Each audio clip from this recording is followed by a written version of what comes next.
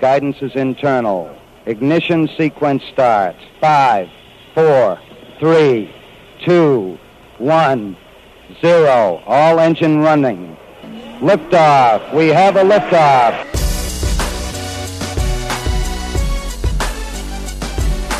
Permission to board. Permission to come aboard. Permission to board. Permission to bring me aboard. Permission to come aboard. Welcome to the Permission Granted podcast. Here's D.A. Welcome inside the freshest edition of the Permission Granted podcast, everybody. Thanks for being with us. For those looking for our podcast on a regular basis, just a reminder that we have full shows, full radio shows podcasted each and every night following us signing off of the air. And then we also have this, the Permission Granted podcast, which is the weekly off-air recap of what is going on, etc. So excited because this is Chicken Challenge Week, and obviously we'll get into that with Mraz a little bit later on in the podcast. As we always remind you, there's multiple ways to listen and subscribe to what we do here. Number one, on either iTunes or SoundCloud, simply search The DA Show, CBS Sports, and you'll find the entire feed, and you can subscribe there completely for free on either platform. On YouTube, it's youtube.com/The DA Show. All of these Permission Granted podcasts weekly also on SoundCloud, iTunes, and YouTube, okay? Also, we will tweet them out, and we'll put them on Facebook for you. So if you follow us either one of those, you'll get them, facebook.com/The DA Show, or my handle on Twitter is DA on CBS. But we always have a long-form interview before each of these Permission Granted podcasts. And this week, living legend when it comes to wrestling fans, no doubt about it. Our Triple H interview a couple of weeks ago was a really fascinating one. And so we were more than willing to go down the road yet again of a guy that, for those of a certain age, kind of grew up watching. I think probably if you're under the age of 35, you either remember him in the 80s with the Rockers or in the 90s and 2000s with Degeneration X. He is widely considered one of the greatest wrestlers of all time, and it's Shawn Michaels, and he has written a new book. So we caught up with him just a day ago.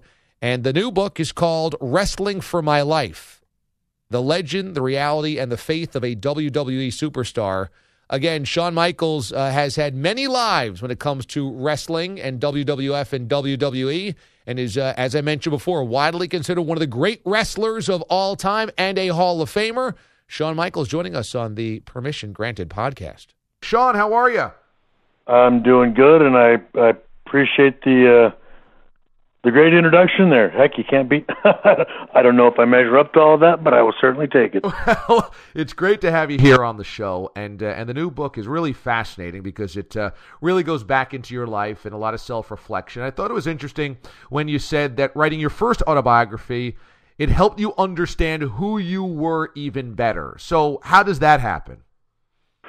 Well, I would like to think that as you get older, you get a little wiser. And even though the first book, and understandably so, the first book was very much a wrestling book and focused very much on my wrestling career. And as I was doing the second one, the emphasis I wanted to be on my faith and my family. Again, still, you cannot discount my career because it made up the greater part of my adult life. But viewing that through the lens of my faith, and in doing that, again, it sort of really did reflect on that first one. And again, it sounds strange, and I apologize if it's confusing, but the WWE is so big, and even though in many respects, from 2002 to the time I retired, it was the smallest part of my life because it was my job. But it's so big and so grandiose that it always takes the forefront of everything.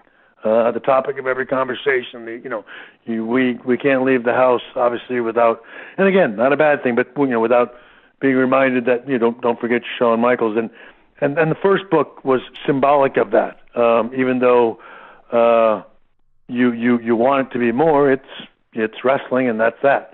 And the second book, again, was getting to really put that focus and that spotlight on the two biggest aspects of my life, and the two parts of my life that have had the most impact on me as a person, and that's my faith and my family. And I'm hoping that that's what this book does, is give them certainly the justice that they deserve, because I don't know where I'd be without either one of them.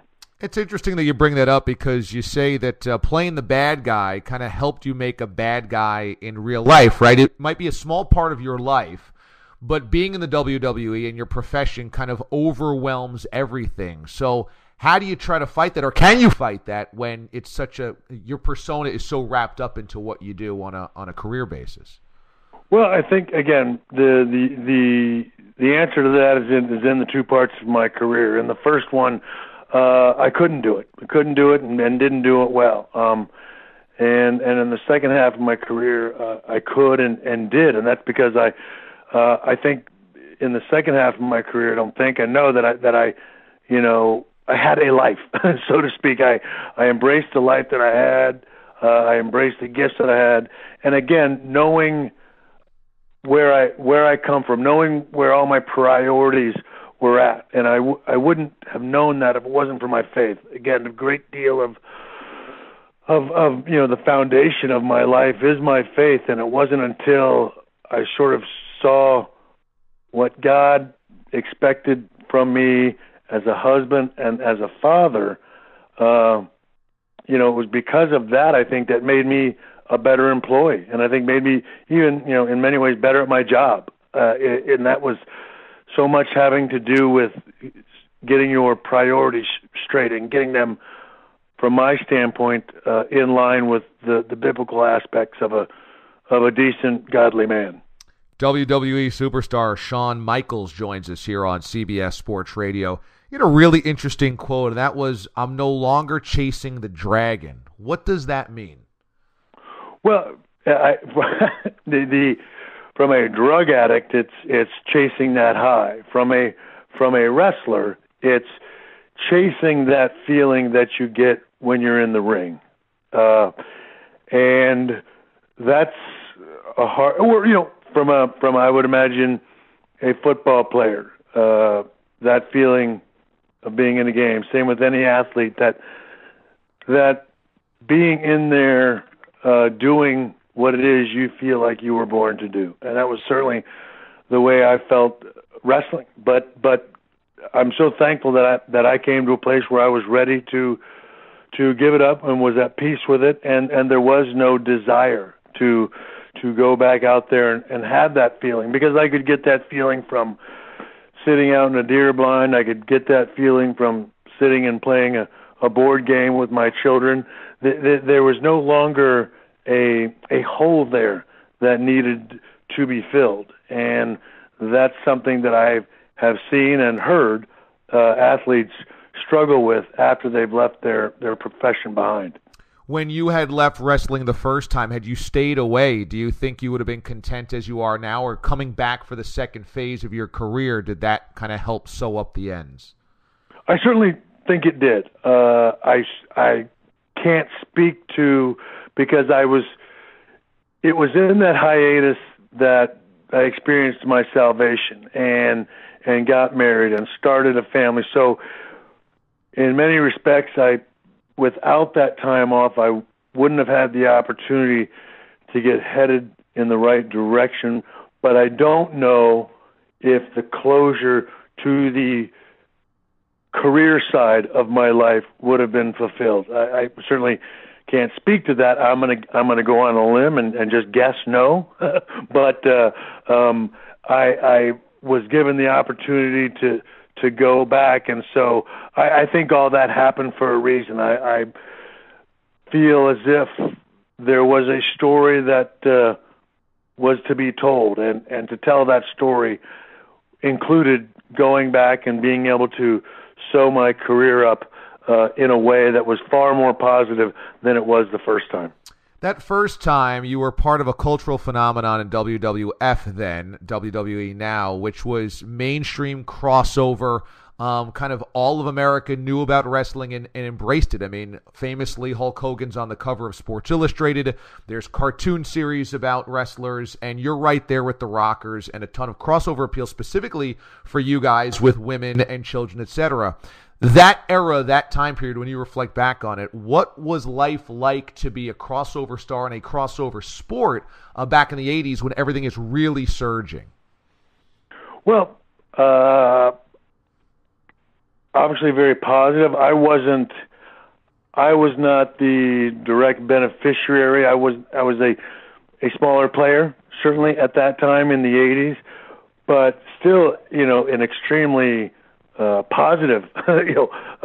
You're very excited because if the Hogans of the world are making tons of money, some of that's going to roll downhill, and you're going to do pretty well.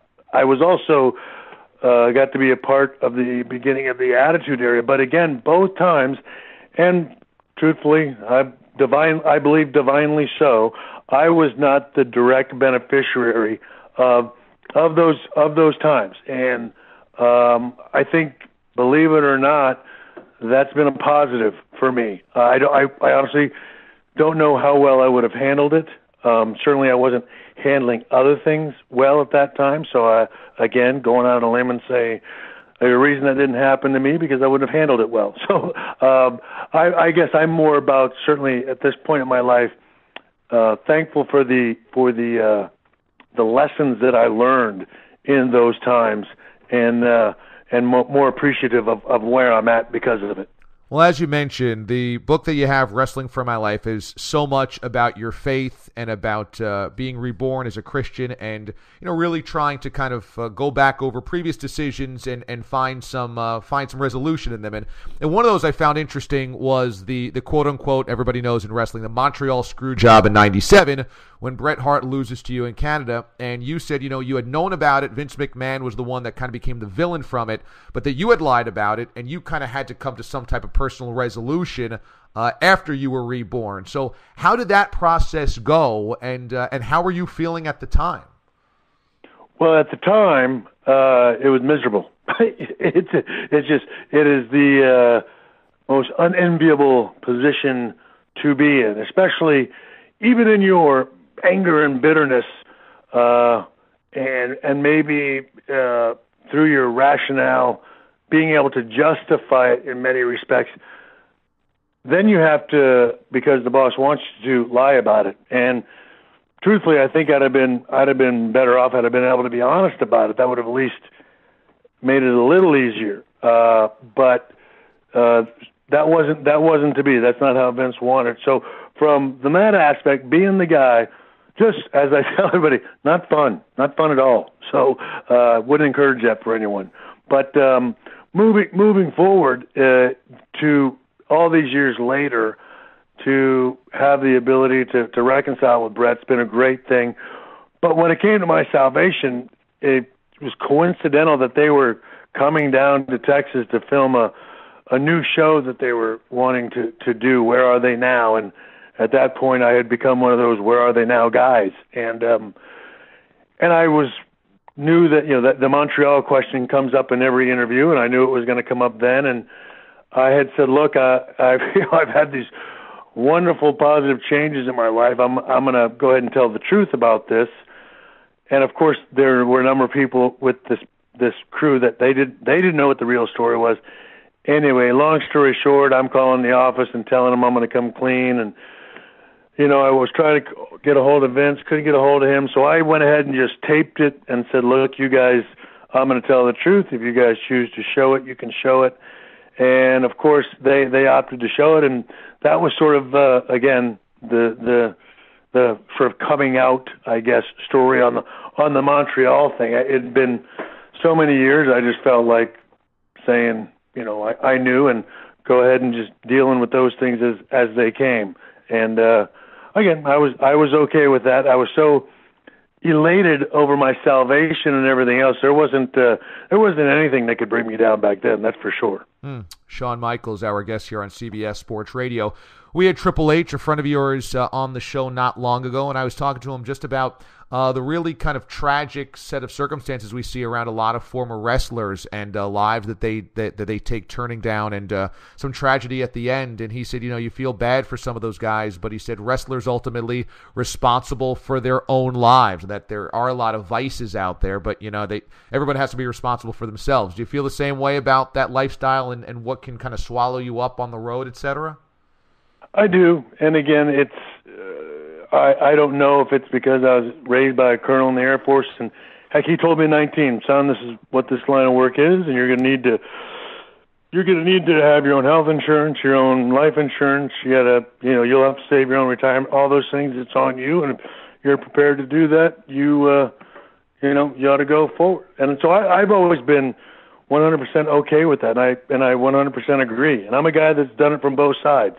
I made all the bad decisions. There was nothing about the job that made me do it. It was because I lacked the depth as a human being to make the right decisions, and that isn't on anybody else but me. And then I came back in 2002 and did it when I was older, and did it with a heavy schedule, and still and quite honestly had just as many or more injuries after that. And it can be done. It can be done, and guys are doing it now all the time. And so I understand people's, I understand the whole, again, being caught up in it and all of that because I did it. But at the same time, it can be done the other way because I've done it. And ultimately, it comes down to me to make the right decisions. It's a tough line of work, but it can be a great line of work at the same time. It really can. And I think our job, the WWE, is evolving and changing just like everything else. And the NFL, heck, 10 years ago, you saw a guy come across the middle, and you wanted to see a guy get lit up. And now we throw a flag at that, and we all sit there as viewers and go, you know what? I understand that. It may change the game a little bit, but the well-being of that player is a little better, and that's something that's grown over time. It's not. I don't blame the NFL because they didn't know it 10 years ago. So we continue to improve as time goes on. The more knowledge we get, and I think the WWE is the same way. Final question. I want to go back to your wedding day because it's an amazing moment. You walk down the aisle and there's nobody there except you, your wife, and an Elvis impersonator. It's a great picture in your book. I love this moment, and I got to say, there's so much pomp and circumstance that go into organizing weddings and who's going to be there in the guest list. So how did you guys come to that conclusion? Because I think this is a brilliant move.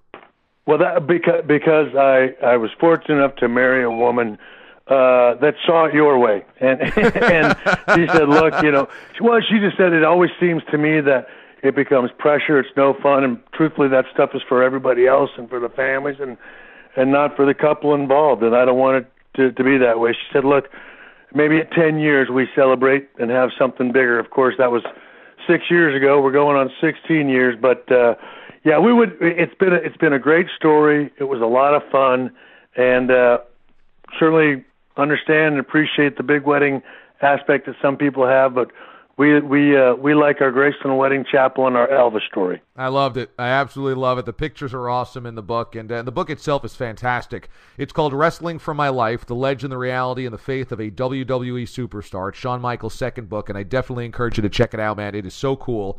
Shawn, this was a real pleasure. Thank you so much. Congratulations on the success of the first one. Best of luck on this second one as well, and hopefully we can catch up again down the road, man, because this was a lot of fun. Thank you, sir. I greatly appreciate the help with the book, and just give me a call, man. I'd love to chat anytime.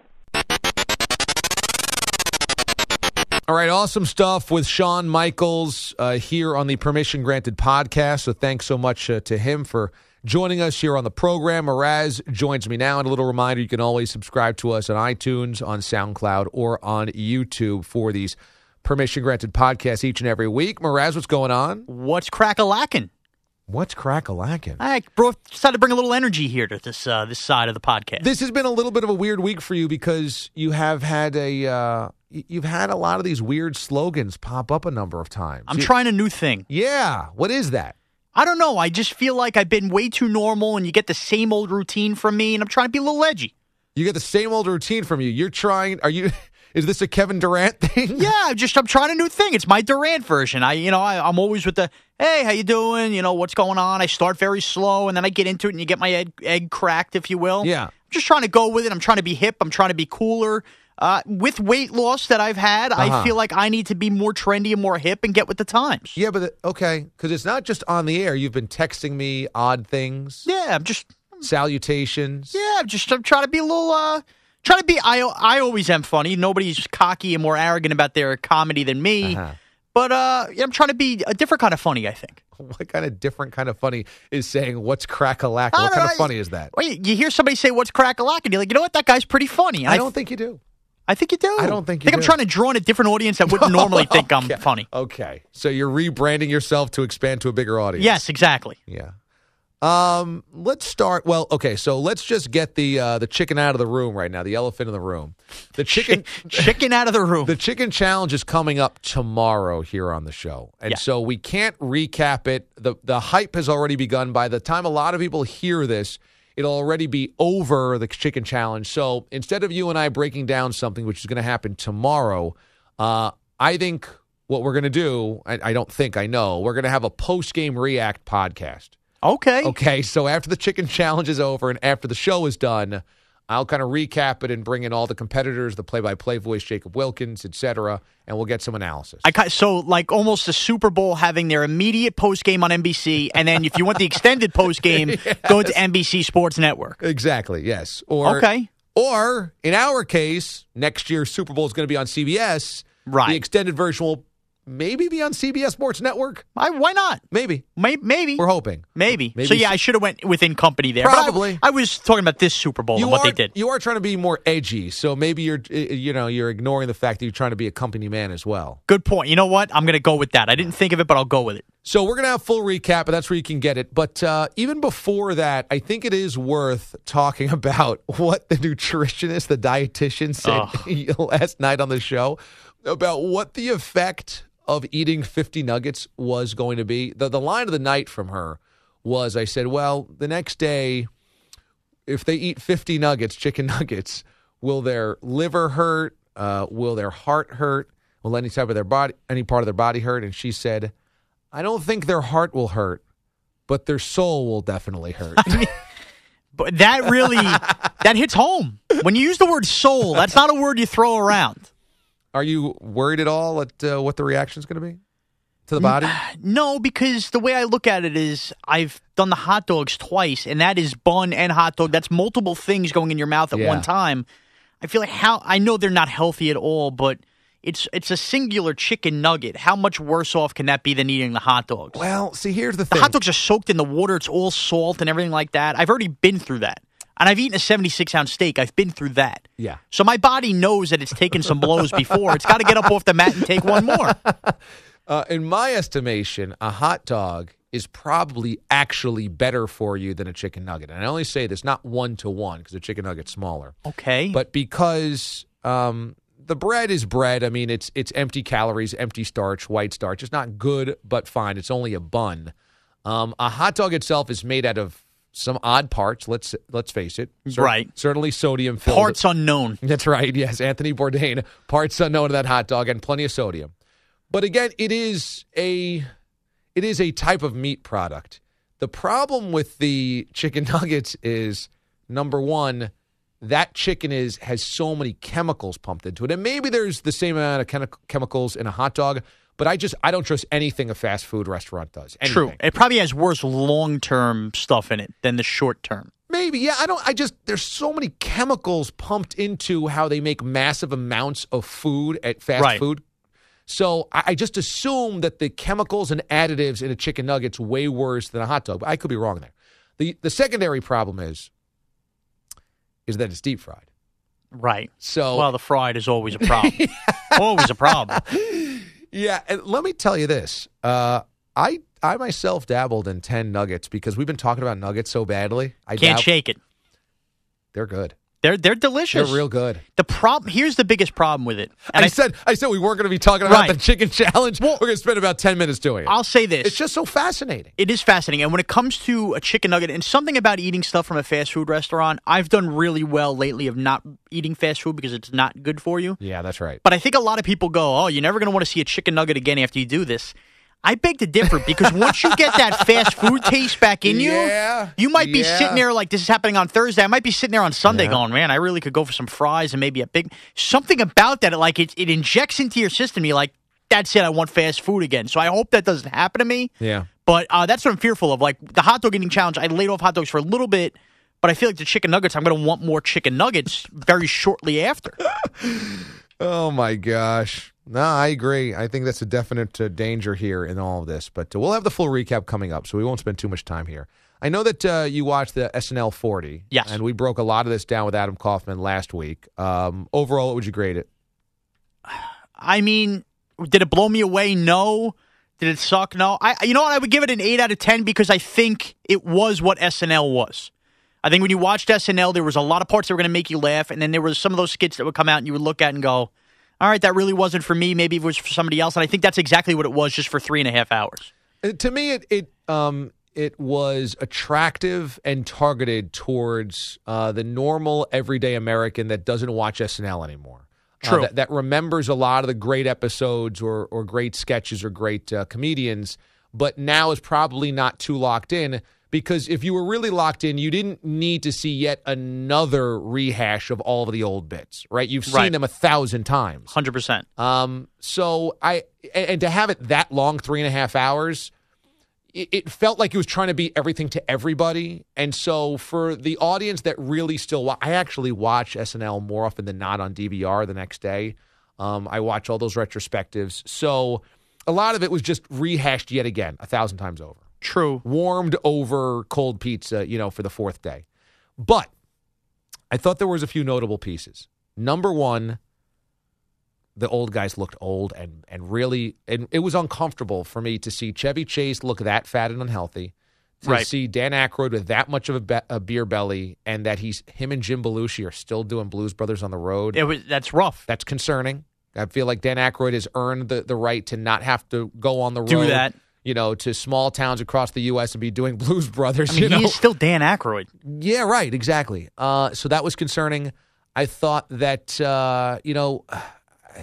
Paul Simon's face tuck was really ugly. Really tough. Was tough to watch. Paul McCartney, the way he sounded was rough, too. That was like the first realization that Paul McCartney may not be Paul McCartney anymore. Keith Richards looked out there. You know what? I'm glad you're mentioning this because I just want to take a time out from what you're saying. Yeah. And I want to defend something here. Okay. I think for everything you're saying is why I had no problem with what Eddie Murphy did. I know a lot of people hated the Eddie Murphy build-up, and then he came out and basically said hello and walked off the stage. To me, I feel like Eddie Murphy probably realizes he doesn't have as much in the canister as he used to. Yeah. And why go out there and be a subject the next day? Oh, wow, can you believe Eddie Murphy's really not that funny in these skits anymore or anything like that? Because he was such a legend that way. Where, look, we're talking about all these people and all this, and Eddie Murphy's getting bashed for not going out there and doing what these people did. Look, I agree. I think this is a two-part decision by Eddie Murphy, and that was the second thing I was going to get to here. What'd you think about? Were you disappointed that Eddie didn't do anything? I didn't. I wasn't, because after seeing how these other people were, I kind of got the feeling, you know what, maybe Eddie Murphy would have came off that way. Yeah, like when Dan Aykroyd did the Bass-O-Matic sketch again. I didn't laugh. It was just a sadder version of Bass-O-Matic. Right. That didn't bring me back to 75. It did nothing except make me a little bit more depressed that he's not that fun. He's not that guy anymore. It was like going back to your high school 25th reunion and realizing your quarterback that wowed you on Saturday afternoons is now 400 pounds and working as a plumber. I know. I didn't like that. That was uncomfortable. But anyway, I think it was a two-part decision by Eddie Murphy. Number one, I don't think he cares about that time in his life as much as all these other guys do. Yeah. Whether it's Crystal or Martin Short or Aykroyd or Chevy or whatever, they definitely seem to build that moment up in their lives way more than anything else they've ever done. True. So they're holding on to it more, or they've mentally put it on a pedestal. So to go back and do it was like, we get to do it again. And I don't think Eddie looks at it that way. Eddie was the biggest superstar in Hollywood for a good 5 to 7 years in the 80s. He was the king. Look at how he still looked at it. Look at what Chris Rock said. you know what? He doesn't need to go back and do Mr. Robinson's Neighborhood. 100%. I think the second part is, as you just mentioned, it's a calculated effort to keep his aura Eddie. Yep. Right? Because what did he do on the red carpet? He came out with his hot, young girlfriend, I think it is, who he parades around at all these things. Yep. He still keeps himself in pretty decent shape. He never... Still looks like Eddie Murphy, Still looks like Eddie Murphy. He doesn't do a lot of stuff that would question his old stuff. Now, the kids' movies, the Dr. Doolittles, the what have you, the Clumps. They are what they are, though. And I think he got some criticism for that, like, why aren't you doing edgier, better humor? But it makes him a ton of money, and he really doesn't have to apologize for it. Right. I don't think he cares, as long as those checks clear. And you know what? For that demographic, those are funny movies for the kids and stuff like that anyway. And so the rumor is always that he's going to keep doing stand-up, that he's going to come back to comedy. You know what? I think he likes having the aura of Eddie. And so, as you said, to go back and do Buckwheat on an SNL 40, it's kind of beneath him. He knows that if he does it, it won't be as funny.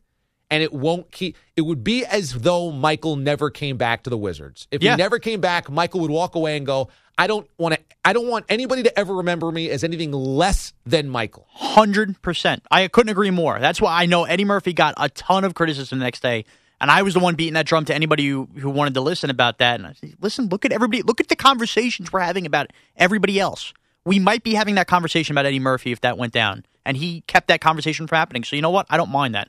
And we didn't need it. You didn't need it with everything else that happened anyway. No, you didn't need it. I think people wanted to see Eddie be more engaged in the show and the memorandum, but he's not. And so he just that has to be who he is. Miley Cyrus and Kanye, to me, was stuck out like a sore thumb. Didn't need it. It's a 3.5-hour show. We didn't need those two musical guests. No. My problem was that you tweeted that Kanye was a talentless hack. I think that's exactly what he's become. Well, you can't say he's talentless because almost anybody would agree his first 2 to 3 albums were groundbreaking and brilliant. He had a ton of talent. I don't think he has the talent anymore. You can't lose that talent. Well, sure you can. It's not like that. Can Michael Jordan step on the court and be a superstar anymore? Well, it's an athletic gift. I mean, well, that's a gift too. Okay, but would you say that Michael Jordan is talentless right now? Yeah. No, you wouldn't. You can't. He had talent. Right now, he's probably talentless for what his talent was. Okay. College Dropout, we just found out, came out like 10 years ago. Yeah, I know. Okay, and now if you look down the last 5 years of Kanye West, great songs, anything has been basically because he's been with Jay-Z, and Jay-Z still has it in the collaborations and everything like that, the album they had, or anything else has been severely, severely auto-tuned. And it's been all the paparazzi fluff with him and Kim Kardashian. He hasn't put out anything good with substance in 5 years. And now the only way he constantly keeps getting his name out there is whether he criticizes Taylor Swift, he does what he does at the Grammys with Beck, and everybody keeps talking about him. I find him to be a talentless hack now. Well, I just think that's just the wrong definition of him. I find his bit now of being an attention-grabbing whore to be, I mean, it's ridiculous. That clearly, I don't even think he's doing this with any other intent besides I want the attention. And that's kind of the Kardashians. Are you tired of Kanye West? Yeah, I'm tired. I'm not tired of his music necessarily. I really loved his early albums. The recent albums I don't really get along with. I love College Dropout. It's one of my favorite albums ever. Yeah, and his first 2 or 3 albums are amazing. But yeah, and so the recent ones are not very good. But they're experimental and they're weird, and I respect an artist for going down that road. I don't really like it, but fine. And so his whole Hollywood persona now is attention grabbing and edgy and mean, and just like your persona now is becoming, right?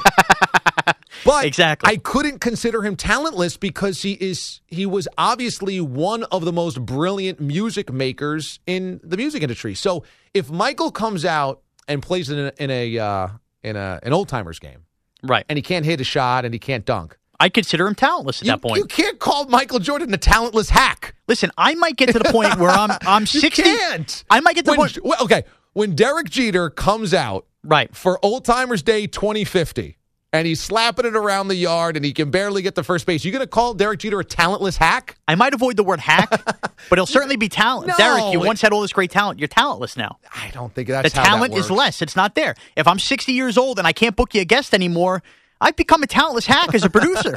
Right now, I'm just a hack. You know what? Honestly, now that I think about our conversation here, you're trying to be a shock jock now. You're trying. No, I am not. You're trying to shock. I'd have to be the jock first to be the shock jock. You're trying to shock people on Twitter. You throw that out there, and you're getting people riled up. Hey, I gotta be honest.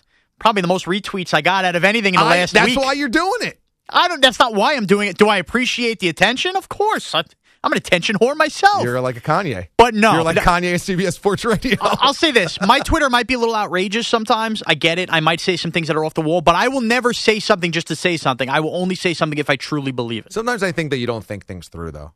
That's probably true. I don't have enough of a filter. I'll be the first to admit that, but I won't apologize for that either. Let's remember early in your Twitter days. I had to be crafted a little bit. You were a disaster. Of course I was. And I've learned a thing or two, but I feel like I've learned enough now where I'm going to take a lot of swings on Twitter. I'm going to miss some. You know what? If I bat 300, though, I'll take it. I might put out 10 tweets. 3 of them are solid. 7 of them are going to suck terribly. But I'm still trying to build a decent following base. When you're taking swings, is it all critical? You're always taking hacks at somebody or something? No. I go with a nice mixture of, I think I have a joke that'll stick. And usually when I do hit that, I feel better about any of my tweets. Sometimes I see something, I'll think about, all right, is this person worth being critical of? Yeah, it is. I'm going to be critical of them if I feel I have to be critical. And there's other times where I'm just live tweeting games like a dope, and it's like I can't avoid doing that. My thumbs are just going. It's just like I have to get my thoughts out there. So those are the 3 kind of tweets you get from me. I caught myself maybe during the NFL playoffs looking at my phone as much as I was looking at the game. I want every time I sit down watching NFL games or even hockey games on a Sunday, whatever, I just want to put the phone down and just focus on the game and give one solid tweet after a game. I can't do it, though. I can't do it. Unless I put it in another room, I can't do it. So I think that's a problem. You know, Tina Fey made the joke during NSL 40 that, that if you're a millennial or a young person, you're watching this. You're not even watching this. You're live tweeting it like a dummy or something like that. Yes, I heard that too. And I kind of feel the same way about sports these days, that people are kind of half engaged in the actual game, and I've got to catch myself and go, put it away. Like one tweet a half is okay, right. But every commercial break, I'm scrolling to see what people are saying about this, and that's what makes it cool because you get to see instant reaction.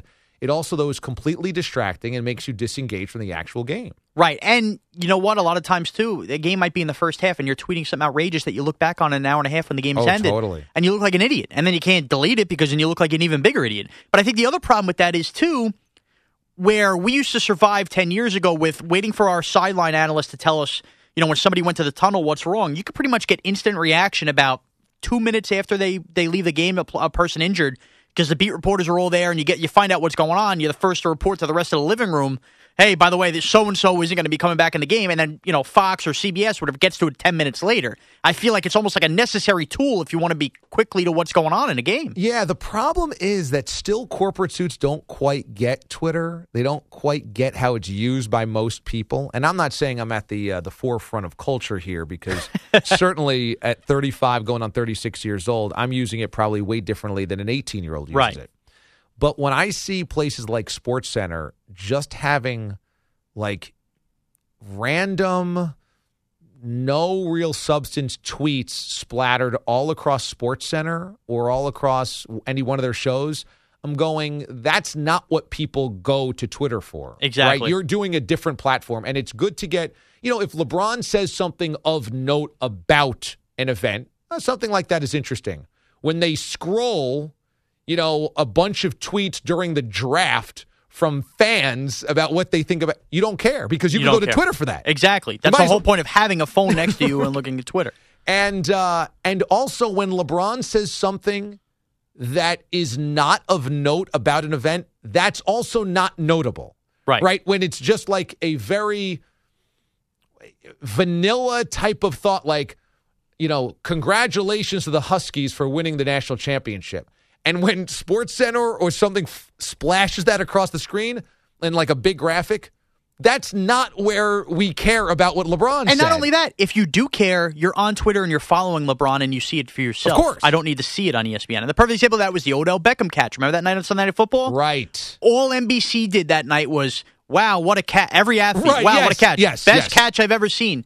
Yeah, everybody's saying that. We all have Twitter in front. Nobody cares. I don't need to see that during the game. Unless this is for an older generation that doesn't have Twitter that wants to know what people are saying, but I can't imagine that's interesting either. That just leads to confusing questions for them asking the younger people they're in the room with. Wait, I don't get it. What's Twitter? Then the younger people have to explain to them what's going on. It just creates a whole mess that nobody needs. I think that's a great example. When you just see 50 different athletes say about an event, that was awesome, or that was cool, or that was great, there is no impact there. There is no value there. Nothing.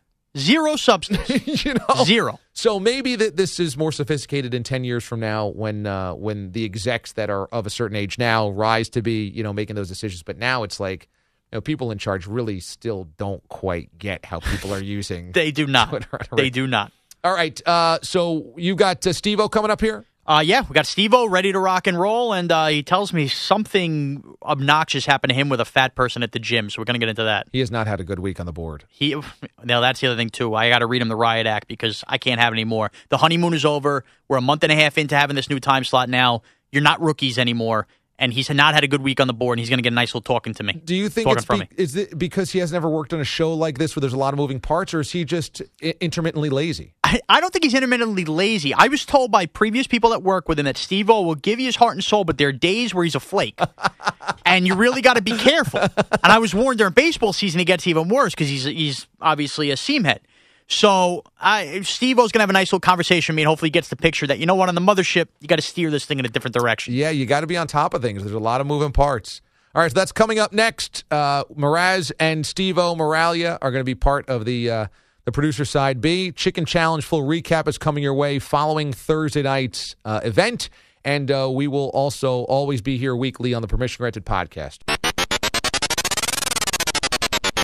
All right, welcome into Side B of the Permission Granted podcast. What is up? This is your executive producer of the DA show, Shawn Mraz, joined by the assistant producer, the one who does it like no other, Steve-O, Steve Moralia. Steve, how are you? Mraz, I'm doing all right. Can't complain. All is well. Oh, great. It was a great interview that DA just did with Shawn Michaels, who I got to say, as a kid, my favorite wrestler, by far the Heartbreak Kid. And Steve-O, you weren't much of a wrestling fan, huh? Never was. I hear it was like a soap opera for men, essentially. I never got into it. My cousins did. Not a big fan. I did. It was one. I tell you a funny story, actually. Sure. About me as a wrestling fan. When I was younger, I don't know why I felt this, but my friends were really into wrestling.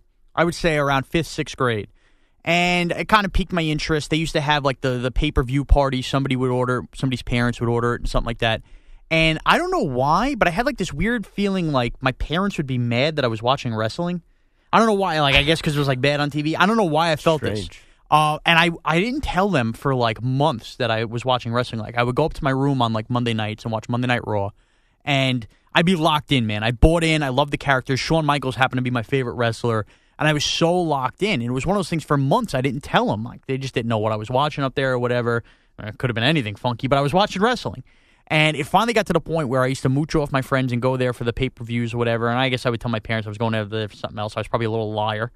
And, it got to the point where my friends were kind of like, yeah, well, when are you going to host one of these? Our parents keep forking over the $50 or so for a pay-per-view.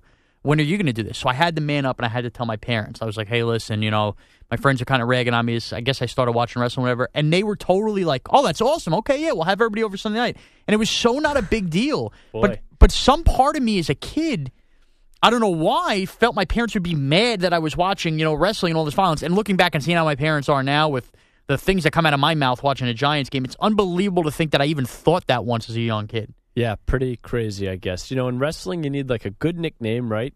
Of course. And you need a good theme song. You got it made. And Shawn Michaels had both. He had the best theme song. Well, I'm what just about a The Rock? Sexy boy. The Rock was great. Smell what The Rock is cooking. The Rock was great. I didn't know Stone Rocks Cold could cook. Yeah, they can. Okay. They can. They absolutely can. He could cook. And then he came in. What was the song? How did it go? If you smell la, la, la, la, what the Rock, and it would go off like that. Shawn Michaels had the best theme song though with the sexy boy, and he was called the Heartbreak Kid. But yeah, it was very weird. When I was younger, I was ashamed that I was a wrestling fan to my parents. Then got really into it, and it rolled with there, and I loved it for a few years. I was no bigger wrestling fan. And, yeah, definitely strikes in my childhood, so it was awesome. I was never into it. Somebody that I went to, like, elementary school was really into it. And one of the wrestling coaches, who was also a gym teacher at the school, he couldn't stand it. It's fake, and the guy would walk around with one of the belts. That's about the image that I have of people walking around high school with these belts, or middle school and elementary school with these belts. Ridiculous. I always thought it was ridiculous. There was no bet. You know what? Hey, I can see the entertainment purposes. 100%. No, I listen. I'm not really that into it anymore, or into it at all, because I also got to the point where I was like, man, I'm really going to give up watching Monday Night Football to watch. The main event for wrestling every week is Monday. I'm not giving up watching Monday Night Football. Well, I guess you could now. Nothing's on Monday nights, right? Yeah, but that's the problem. You could commit to the winter and then become fall again. You got to be watching the football. Oh, but so this there's like a storyline the entire year. It's like a season. Of course there is. Of course, it's a never-ending season. Okay. They just kind of roll over into each other. So, I mean, I was a bit, you eventually grow out of it. I guess some people don't. Some people are still into it. Good for them. But, yeah, man, I loved it, and it was great to hear Shawn Michaels and know that he's doing well on with DA. Now, we have to get to a real matter at hand. So we got to go, and this is where on Side B, the Permission Granted podcast, we like to go behind the scenes, if you will, on the show. And, boy, Monday night of this week, Steve-O, you had a rough one on the other side of the glass with me. I'm going to get to your errors. I'll have you a chance to speak. For those who don't know, maybe not have noticed. Does the show run better with James at the control? Listen, no, James has fouled up and made some errors on the show, and I think that's understandable. You guys are going to make your errors because you're still getting used to the show. Heck, man, me and Kenny were far from finished products when we first started on the DA show when we were on overnights. But for those who were listening Monday night, those who weren't, basically, Steve Moralia, rough night on the other side of the glass. He, let's for starters say, within the first two segments, had cracked into his dinner, which is fine because we work weird hours to 6 to 10 p.m. Eastern, where it kind of runs into dinner time. I usually end up eating my dinner before the show because I get so involved with the show, it's tough to eat. Steve, James eats basically every hour on the show. Steve-O likes to eat during the show as well, which was fine. Steve cracked into the ziti he ordered right at the start of the show. Good ziti? Yeah, great ziti. My problem is that that was the first meal that I had all day. Well, that's your problem. I will wait, but wake up and have something nutritious. Listen, I tried. I couldn't. It's hard when you get in at 2 a.m. on a Sunday night after being here all weekend. Okay, well, here we go. Here's the complaining. So I had. Here's the complaining. He says, "No, I just had a busy weekend. I will admit I was very off on Monday night. It was tough." Well, let me chronological the order here. All right. And we're going to run down the errors here. Number one. Let's pick it apart. Number one, in the first hour, he's eating the food, which is fine. You can eat the food, the whole thing. Within the second segment of the show, myself and DA were having a back and forth about All-Star Saturday Night and what we thought of Zach LaVine and the dunk contest, which was great. We're having a nice back and forth. Steve-O, obviously only focused on the matter at hand, which is his food, and not focused on the show, decides... when I open up my mic, since I'm sitting 2 feet from Steve, and I start going back and forth with DA, that now's the time he wants to go through both a paper and plastic bag. I believe it was a plastic over paper bag. That's right. You know how they do that? They give it a little bit extra. Yes, where he was digging out for his loaf of Italian bread that goes with the ziti. So now I needed to scoop up that sauce. You know all about it. Now, mind you, we had a 5-minute break before that segment started. He didn't know that necessarily I'd be on because, there's some segments I'm interacting with DA, and there's some segments where I'm doing kind of behind-the-scenes stuff. At the same time, we were going to be closing in on a break, and Steve decided, you know what? They're having a conversation now. I need to get my Italian bread right now. Not realizing the sound that this would make, this rustling bag sound. And it wasn't like Steve just reached his arm in for the Italian bread and reached back out. I'm talking to DA for a good 3 minutes back and forth. And it was like Steve. It was like you were doing a freaking treasure hunt. No, I was what the heck were you doing? Fishing for the Italian bread, like you said. Fishing for it. It's not like you had a 17-gallon bag. There was there was a salad in there. There was also the leftover ziti that I ended up eating. But just take it all out then. Leave it on the console. You don't got to pack it up until a break. The console gets crowded with stuff. You knock it over. You spill anything. God forbid you spill anything on that board. The engineers are going to come running in. I'm going to be fired. Listen, I admit I didn't realize that it was that loud. I mean, you and DA were very distracted by it. Oh, listen, and I'm not one to get easily distracted. Boy, it was like nails on a chalkboard in my ears. I was trying to have a conversation. Well, maybe you got to turn your headset down. That's ridiculous. It doesn't matter. I didn't realize it came through the microphone that loud. I mean, it was awful. I hope our audience didn't hear it. You sound like a guy making a lot of excuses and just wasn't paying attention. I hope that our audience didn't pick up on that. Okay, well, there you go. So Steve wasn't paying attention, number one. Number two, we get to our Champ or Chump segment, which we like to have. Now, as you know, Champ or Chump has become a staple on the DA show for a long time now. It's Steve-O's job to play the sound bed, the Champ or Chump sound bed that's going, and then every time DA's done with his champ, he points to Steve. Steve fires, that's DA's champ. That's DA's chump. DA goes through his whole repertoire, gives the whole champ thing, and it feels like it's like 45 seconds if the DA points for the champ, and you're lounged back like you're falling asleep on a Southwest Airlines jet. Let's be realistic here. It wasn't here we 45 seconds. It might have been Here's a second the next and a excuse half, train. Too. When I saw DA point, he was going on and on and on about how his champ was really a chump, but the chump was the champ. It was Jameis Winston. That's right. I mean, he should have been the chump. I mean, let's face it. You look like that, you're a slob. No, I mean, by the way, folks, it took about 8 minutes into this IB for Steve to take a shot at fat people. All right. His vendetta. And let me tell you something about fat. We'll get back to the fat people thing because I need to get back to it, or Chubbo Nation, because I have a story from the gym today. But anyway. Oh, okay, that's good. We'll get to that. When DA pointed to me, I lunged forward for the mouse, and I had the cursor on the champ sounder. That's DA's champ. And I misfired. Too long a gap. It was too long a gap. Probably enough that the listeners didn't notice. Minimized the screen. Had to pot it back up and then fire away, and it was a disaster. Not my best day on the board, I'll admit. Yeah, no, it's not done either, because later on, we're both New York Rangers fans. Yep. I don't hide that I'm a big New York Rangers fan. And there's a lot of people across the country who could care less. Rangers, Islanders. Happens to be both teams are really two of the best teams in the NHL this year. They were playing on Monday night during the show. Towards the end of the show, the game is tied 5-5. It was a wild NHL game. And there I am again having a nice... You look up and the score's changed. It's impossible. Listen, it was a great game. I understand. So I was focused on that game for about 3 minutes of the entire game. I'd look up, Mraz, they scored again. Right. Oh, they just scored twice in 30 seconds. All right, so for 2 minutes, I was focused on the game. Right, but that happened to be a time where, again, my mic was on. I'm having a conversation. And let's be honest. Yeah, he let out, after a missed shot, by the way, not even a goal. And then it was close, though. Did you see the shot? I acknowledged the missed shot, and then the goal goes in as I'm having a conversation. You couldn't even hold back. I couldn't. I was happy. I'll say this. I won't fault you for that one. That one's not as egregious as the first two, because if I'm on the other side, there's a good chance I can't hold back, because it's tough. You're watching the games, the show's going on. But, again, let's be honest. I just want you to tell the truth here to all the listeners. You weren't paying attention. You had no idea that me and DA were having a conversation. And you know what happened? And I will admit that I was more focused on the game than on the show. Totally focused. More focused on the game than on the show. I had my headset in. And at the time, I heard DA talking. And normally I have the monitor up pretty loud and one earpiece out. Okay. Well, I had both in. Had no idea that your mic was open. That was certainly a bad job by me. But you didn't hear me at all going back and forth? I did, but, sometimes I think you turn the mic on and off, Boy, that was some real reverb by Steve. Terrible job by me. I'll tell you what, though, Mraz, tonight I'm bringing my A game. I got a good night's sleep. I don't care about. I got to the gym today, which is a big thing. If I don't get to the gym on Monday mornings, you're cranky. I'm cranky. I am a miserable human being. I feel like a slob. But I don't care about tonight, Steve. I'm caring about let's let that be your worst night ever on the DA show. Okay, let's hope. Okay? I mean, we got to scold you here. That was unacceptable. Oh, jeez. You're following the pantheon of some of the great board ops that the DA show's ever seen. I mean, there's Kenny Brock. There's Billy Giacalone. There's James Ward. And there's Steve Moralia. Steve. I know. Listen, come on, Steve. Listen. All right. All right? All right. Now, all right. Now, you have a good Chubbo Nation story for us? I do. Let's get to the Chubbo Nation story. What do you got for us? All right. So I went to the gym this morning. Right. Did chest, shoulders, and triceps. Knees and toes.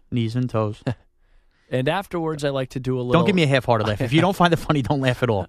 You're right. That was awful. Okay. I head into the cardio room. Right. And get a little cool down. 25 minutes on a treadmill or the elliptical or whatever. If you don't do at least a half an hour, you're not burning any fat. No, but this is a cool down. I don't need to burn fat.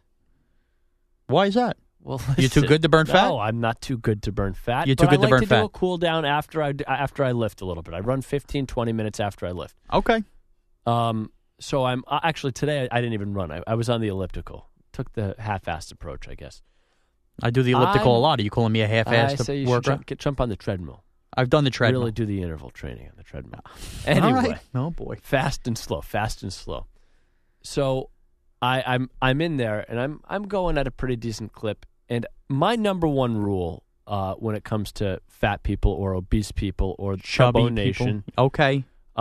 Is never to discriminate when there's a Chubbo at the gym. That's my number one rule. They're trying to do the right thing. There's a lot of effort being displayed. They're trying, and you can't ever fault anybody for trying. That's my number one rule. You cannot. Today's guy was in there about 325, maybe pushing 350. Did you ask him to get on the scale, or are you just stereotyping his weight? I just was stereotyping his weight. That's wrong of you to do. Well, he was up there, and he was on. Mind you, there are about 5 open machines of the same type of elliptical that I'm on. Okay. And he's on one that is, I don't know if it was his weight that was causing the machine to do this or what. No. But it was making this mind-numbing, clanking, screeching noise. Oh, screech. Oh, my God. Hold on, Steve. I was so irritated by this. See, this is, Steve, and I'm going to tell you. I would have been irritated if there was a twig on that machine. Okay. But I didn't say anything. You're and frustrating I let him keep going. Well, I was frustrated at the gym today. I'm telling you, Mraz, it sounded awful. Steve. And it was, there's 5 other machines. Get off the one and get on another. I could attest to that, Steve, because I've been where that guy's been before. There's a couple situations here at play. Number one, just because that man is heavier set doesn't mean that he broke the machine or caused that sound. That could have happened to you. It could have, but then you have to have the wherewithal to jump off the damn machine and get on another one. No. You don't have the wherewithal, and I'll tell you why. Because I've been on machines that start clanking and creaking and doing all that. Because I go to the gym often, as you know. I'm a nice body sculptor. Now, when I'm in a good mode like that and I get going and I notice, like, even if it's a minute into my workout on that machine, I notice a funny sound coming, I know as a chubbier, heavier person, I'm putting forth the effort going to the gym. Once I've started my body in motion and you're asking me a minute or two to get off of that thing and start again, I'm not going to have that same effort on that second trip. Well, that's a terrible job. No, you got to get in the mindset. There is no mindset. Yes, there it's is a something mindset. to do with the chunkier, chubbier people. I'm telling you, that is something. Well, that's terrible. No, but we're already making the effort at the freaking gym, Steve. Well, listen, everybody's making the effort at the freaking gym. They're there. Yes, but we have a bigger mountain to climb. I told you, I missed the gym on Monday. I was an irritable son of a bitch. But, Steve, we have a bigger mountain to climb. Oh, come on. Listen, bigger mountain to climb. Have the wherewithal. Because you know what? If the machine is still working, I can still get my work in. I don't have to slow down my motor and start up again. If it's making this noise, the machine's you're not supposed... you're sweating. If you got a freaking river down your back at work. It's not supposed to make that kind of noise. I was just very annoyed. Normally, I get annoyed by people at the gym anyway. Yeah, you get annoyed the moment you see somebody with a couple extra jelly rolls on their stomach. That's not true. Like I told you, I don't discriminate when I'm at the gym. I get mad when people don't rack their weights and stuff like that. Publicly, you don't discriminate. In your head, you're thinking this person's lazy. If they want something beautiful and nice in the gym to make sure everybody can enjoy it, to re-rack their weights, I always am telling people. You're a gym snob. I am. I get a little upset when people don't pick up after themselves or when they're on the machine. You know what? Tomorrow when I go to the gym, I'm bringing a sign with me.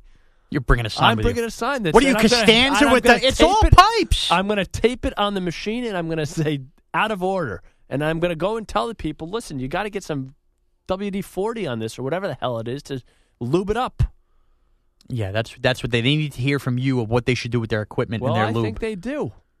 I mean, listen, it was obnoxious. I mean, for 20 minutes I had to sit there and listen to this screeching machine. It's just you don't understand. It was awful. You don't understand how bigger people work at the gym, and I could feel for that guy, and you're wrong. Well, now, you know what? Listen, I didn't discriminate. I didn't say, well, I mean, I guess I did a little bit because I was just so annoyed.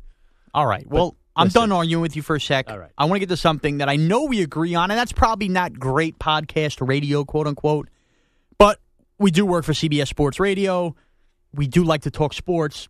We're both New York Yankee fans. Let's discuss the news this week with the Yankees retiring Andy Pettitte, Bernie Williams, and Jorge Posada's numbers, and the amount of hatred that's come out towards that way that the Yankees are somehow above retiring guys like that's numbers. I know I applaud and think all 3 of these guys should have their numbers retired. I know you do as well. Your thoughts, Steve? Yeah, I think that if you retire one of their numbers, you have to kind of retire all of them. I agree. Because, they each played a role. We're not going to see this, again. I don't think in our lifetimes. I mean, maybe we will. Who knows? A group of players that's been together for so long. Pettitte, all homegrown. All homegrown talent. Pettitte went away for a couple years, came back, enjoyed some success again. I I'm in favor of it. Look, I grew up rooting for these guys. When I think of number 51, I think of Bernie Williams. When I think of number 46, I think of Andy Pettitte. When I think of number 20, I think of Jorge Posada. I do as well. It's these guys are part of that Yankee fabric, and I think it's deserved. Now, listen, the motivation behind why the team is doing it is a non-factor to me. I mean, people are saying it's a marketing tool. The stadium is empty. They need to get people in the seats. Look, okay, so what? I mean, listen, if anybody else were rooting for a team and grew up when we did that had the same kind of success with the same type of players sticking together for so long, I think that they would want the numbers to be retired too. Listen, do the Yankees have a lot of numbers retired? They certainly do. 20 now, I think it is. I think it'll get up to 20. Okay, now I'm going to add to that point, and there's a couple things I want to mention here because I've heard this from several people in the newsroom, and I've heard this on New York Sports Talk Radio a lot too, that somehow that the Yankee bar should be set higher when you consider that Joe DiMaggio, Mickey Mantle, Babe Ruth, Lou Gehrig's numbers are retired out there, that somehow if you're not in the pantheon of the greatest all the time, you don't deserve to have your number retired along the likes of those guys. I find that to be the most ridiculous mindset and concept. Sure, it's not the Hall of Fame. Monument Park isn't the Hall of Fame. Yeah, the Hall of Fame is left for the greatest of the great. And I'll tell you, even then, and we had this discussion a few weeks ago, even then, I mean, there's people in the Hall of Fame that don't belong. But anyway. I don't think that any of these three guys should be in the Hall of Fame. So I'm not going to make that claim. However, I'm with you there. To say their numbers shouldn't be retired is ridiculous. Okay, yeah, are they Babe Ruth, Joe DiMaggio, Mickey Mantle? No. But these guys still were 4 or 5, in Pettitte's case, 5-time world champions, homegrown guys that were all-stars, that were essential cogs. And when you look at Andy Pettitte, by the way, the guy over a 16-year period was one of the 2-3 best lefties in the game. Yeah, I mean, listen, the Yankees' all-time strikeout leader, postseason wins leader. Yeah, 18 postseason wins. The guy's one of the greatest pitchers, top 3 pitchers in the franchise, in the New York Yankees franchise history. Andy Pettitte is one of the top 3 starting pitchers they've ever had. To say he shouldn't have his number retired because, he's not Babe Ruth, give me a freaking break. And same thing with Posada and Bernie. Those guys were great Yankees. Having your number retired is about being a great all-time player for that team. Absolutely. These guys didn't get signed. It's not like they retired O'Neill or Tino, who spent their careers with other teams and brought those guys in there just for that run. They're retiring these homegrown guys who were there for long periods of time, basically spent their entire career, except Pettitte left for a couple years with Houston, with that franchise and did what they did. And mind you, the New York Rangers play in the same town, okay? They won one Stanley Cup around that same time, the 1994 Stanley Cup, the last time that the Rangers won a Stanley Cup. Off that team, they retired Graves, 4 numbers. Graves, Richter, yep.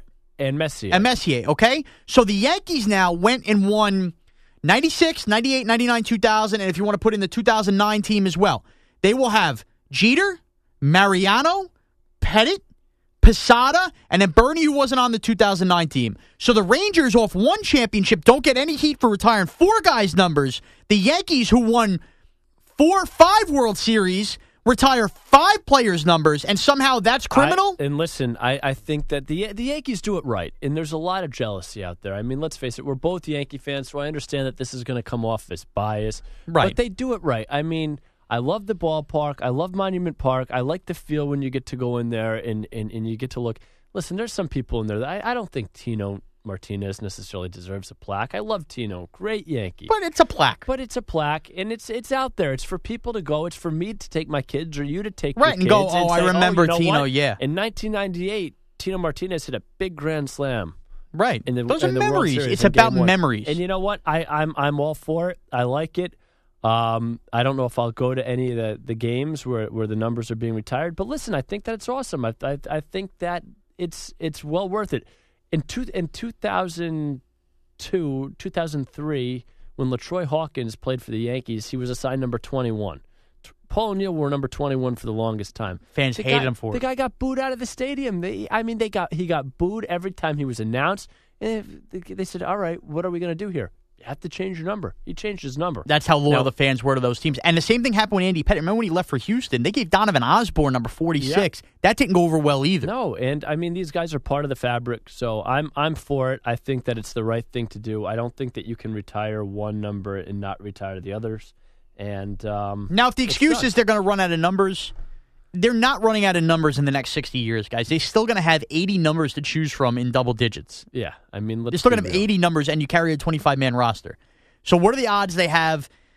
Even if they had to get down to, they would have to do, another 55 number retireds before they even get down to we only have these 25 numbers left or whatever it is. Yeah. I mean, give me a break.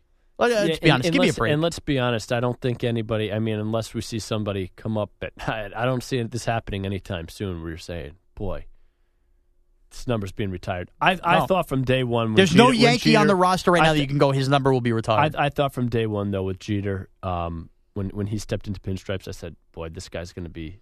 Yeah, you don't have that feeling now with anybody. Not now. No. I mean, the closest player is Gardner and. And listen, I'll be the first to tell you. Brett Gardner, they announced they're retiring his number 20 years from now. I will join the forces and go. There you go. That's ridiculous. There you go. And he's the closest one to it, and I'm with you there. Yeah, I totally agree. So it's good to see we agree on something. We disagree on how you treat fat people at the gym. I don't. We agree on numbers badly. retired. I think badly. Well, yes, you do think badly, and it's time you start thinking straight and get your job right on the board. And listen, what was this that I hear in the montage the other day that I have a complex? You do have a complex. This for a you second do have here? a complex. You have a complex against chubbier people. You said that. You admitted that. I know, but it doesn't need to be solved. You said no. It is a complex that needs to be solved. It's offensive. And obviously, you're carrying it over to the gym, and I feel bad. Anybody going to Steve-O's gym with a little extra weight, know that you're being eyeballed and picked on, and you better not step on any squeaky machines, because God forbid here. I mean, Steve, come on, calm down. All right. I'll do my best. All right, that'll do it for the Mission Graded podcast. That was Steve-O, Steve Moralia. I am Shawn Mraz. You can follow me on Twitter at MrazCBS. You can check out DA on Twitter, DA on CBS, the DA Show on Instagram, on YouTube.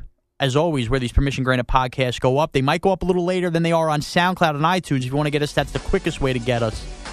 Is that a tongue twister? I don't think so. Either way, have a great week. Next time we speak to you, we will have a winner to the Chicken Challenge. Take care, everyone.